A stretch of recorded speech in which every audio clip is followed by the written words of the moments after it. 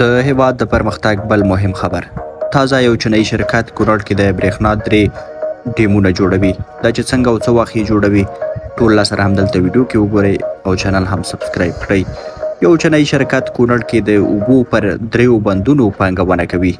د یو چینایي شرکت مسؤلینو د اوبو او انرژۍ له سرپرست وزیر سره په کتنه کې د کونړ پر شال، ساګي او سورتاق بندونو د پانګونې لیوالتیا ښودلې او ویلي دي چې چمتو دي څو دې برخه کې ډېر ژر د اوبو او انرژۍ وزارت سره د همکارۍ هوکړه لیک لاسلیک کړي.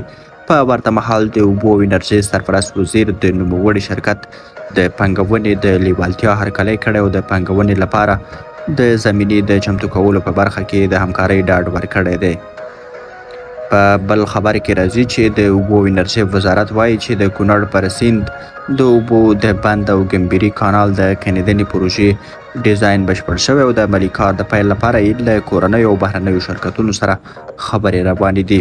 د اوبو او انرژۍ وزارت د معلوماتو له مخې د دې کانال د پروژې په عملي کېدو سره به 17,000 هکټاره ځمکه خړوبه او 50 میګا واټه برېښنا به هم تولید شي.